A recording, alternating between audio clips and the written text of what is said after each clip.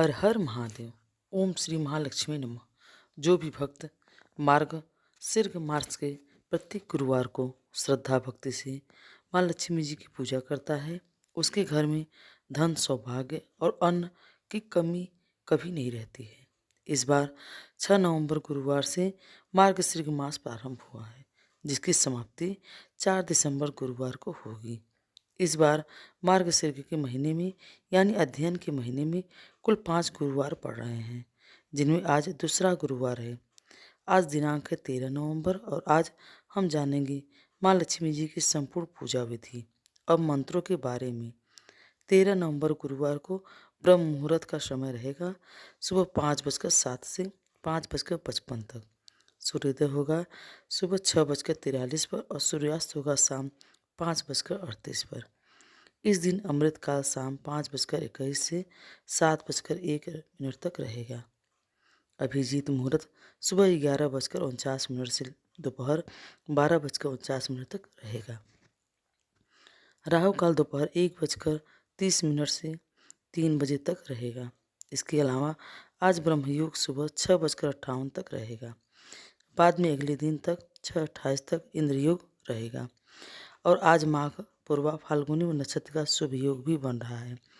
माँ लक्ष्मी जी की प्रातःकाल पूजा का सबसे शुभ मुहूर्त रहेगा सुबह 5:23 से 6:42 तक और शाम की पूजा सूर्यास्त तक कर लेनी चाहिए। शाम को आप गोधूली मुहूर्त में भी पूजन कर सकते हैं। गोधूली मुहूर्त शाम 5:28 से 5:55 तक रहेगा।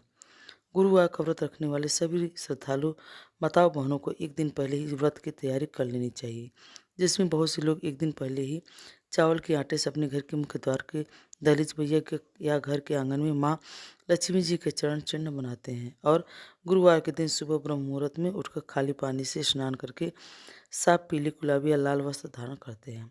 क्योंकि गुरुवार का दिन है, इसलिए इस दिन साबुन शैम्पू आदि का इस्तेमाल करने से बचना चाहिए।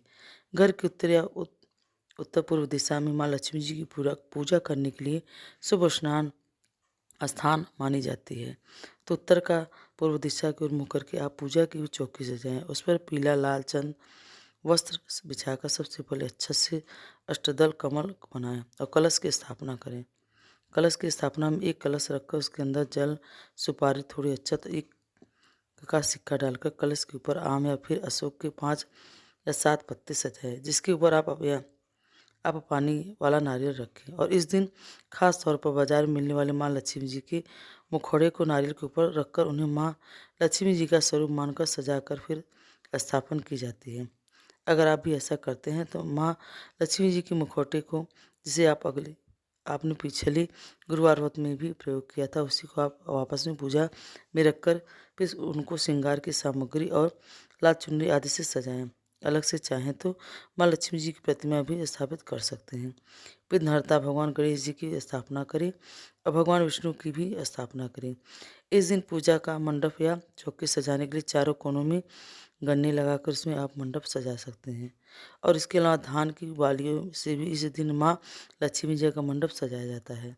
तो धान की बालियाँ आपको मिले या गन्ने मिले, आप इन्हें पूरा जरूर रखें, इन्हें पूजा में जरूर रखें। तो पूजा करते समय आप अपने हाथ में पहले थोड़ा सा जल और अक्षत लेकर व्रत रखने का, पूजन करने का संकल्प लें। संकल्प लेते समय इस प्रकार से कहें कि आज मैं मार्गशीर्ष मास के कृष्ण पक्ष के दूसरे गुरुवार का व्रत रखने जा रही हूँ या जा रहा हूँ। हे माँ लक्ष्मी जी, आप मेरे द्वारा रखे गए इस व्रत को स्वीकार करें। अपनी कृपा मुझ पर और मेरे परिवार पर, जनों पर बनाए रखिएगा। संकल्प जल को भूमि पर या किसी पात्र में छोड़कर फिर पूजा करें और सबसे पहले माँ लक्ष्मी जी को तिलक लगाएं और उन्हें लाल पुष्प अर्पित करें।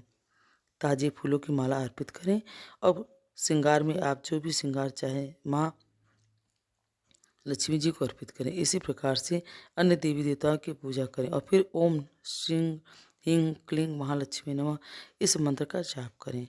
फिर सुक्तम और कनक धारा स्तोत्र का पाठ करें। और स्वयं से पाठ ना कर सकते हैं तो मोबाइल आदि के माध्यम से हिंदी का संस्कृत में पाठ आप सुन भी सकते हैं। कथा का श्रवण करें और क्योंकि बिना कथा के कोई भी व्रत अधूरा रहता है।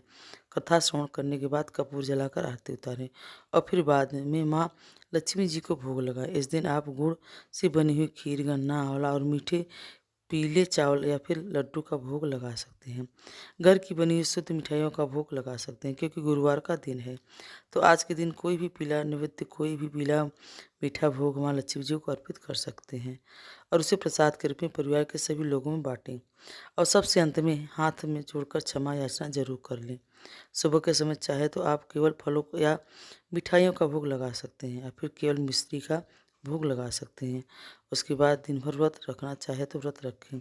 शाम के समय एक बार भी फिर से विधि विधान से पूजा करें और शाम के समय आप पीले मीठे चावल गुड़ की खीर का जो भी भोग आप लगाते हैं, कोई भी विशेष भोग आपके यहाँ पर लगाया जाता हो तो उसका भोग आप माँ लक्ष्मी जी को समर्पित करें और उसी के प्रसाद के रूप में सो भी ग्रहण करें।